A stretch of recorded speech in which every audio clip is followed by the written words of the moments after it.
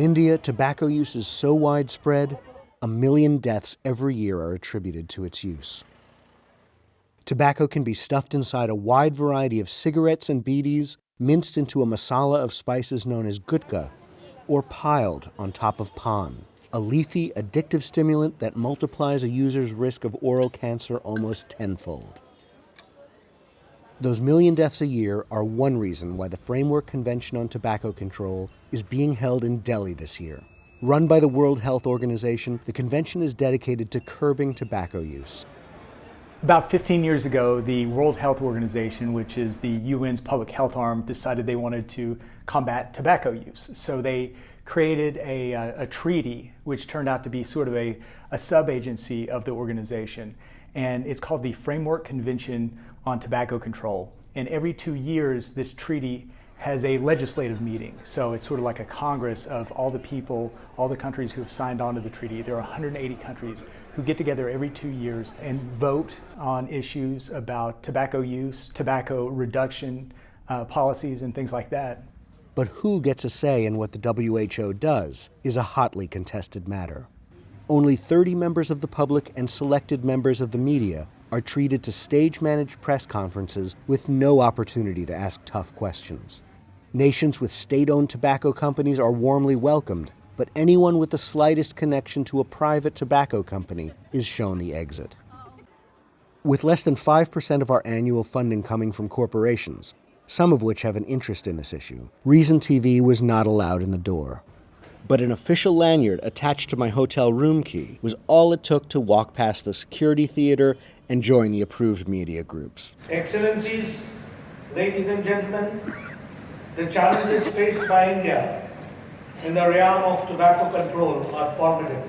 We continue to take strong steps for regulation of the smokeless tobacco products and have prohibited the production, sale, transportation, and storage of certain forms of smokeless tobacco.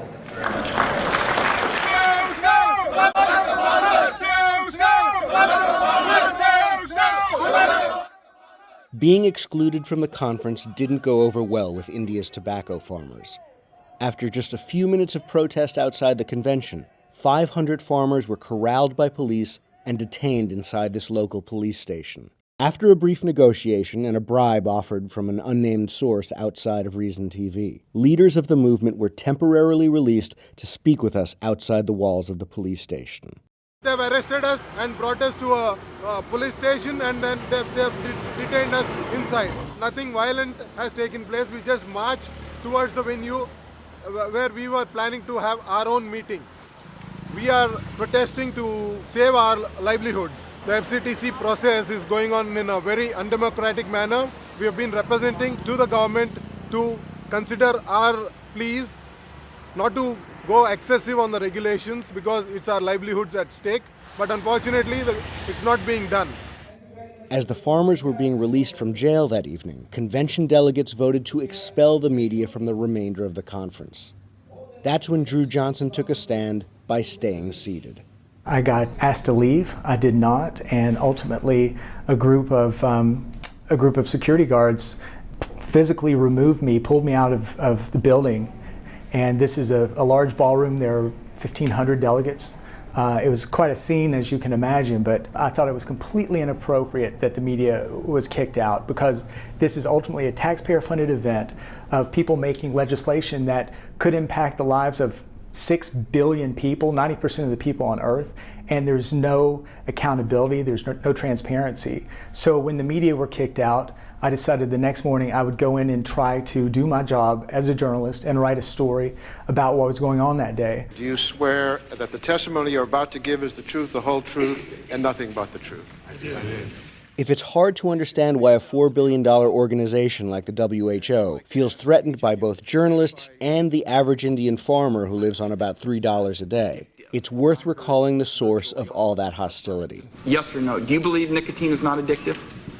I believe nicotine is not addictive, yes. There was certainly a lot of mistrust of the tobacco industry, and a lot of it, frankly, is the industry's fault for some of the facts that they hid and some of the ways that the tactics that they used to try to keep people smoking. Congressman, Cigarettes and nicotine clearly do not meet the classic definitions of addiction. There is no intoxication. We'll take that as a no.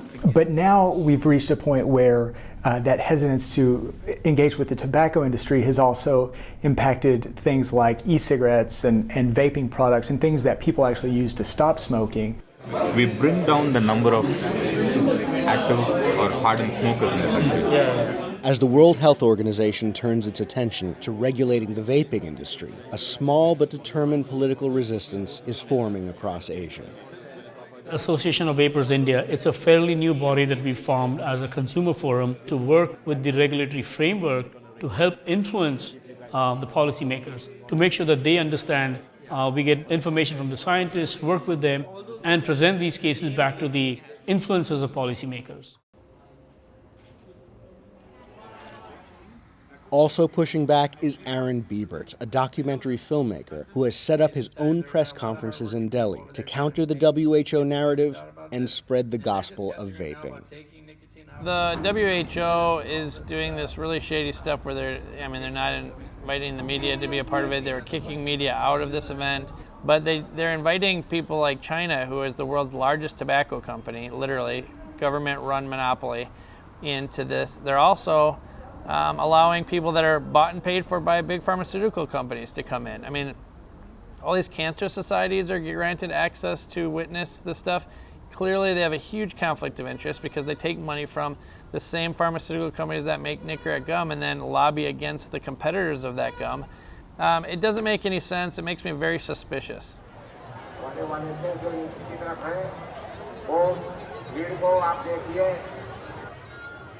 It remains to be seen whether a nation concerned with purity of spirit will be able to legislate purity of the body.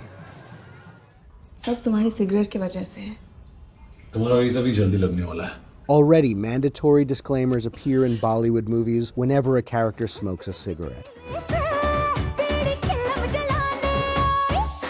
And the state of Punjab has arrested Parvesh Kumar, a salesman of electronic cigarettes, sentencing him to 3 years of hard labor. This vapor technology has come out of the box, and there's no putting it back in.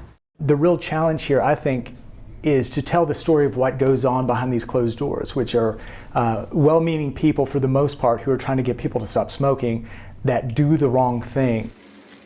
Right or wrong, it can't be easy getting 180 signatory nations to agree on much of anything. This year, the 7th session of the Congress of the Parties resolved only 2 things of note: reaffirming their determination to regulate vaping products, and further limiting access to the convention by the public due to potential tobacco industry interference. 2 resolutions that seem designed to elicit more protest from the public at the next conference 2 years from now. Nobody tells me what to do. Nobody tells me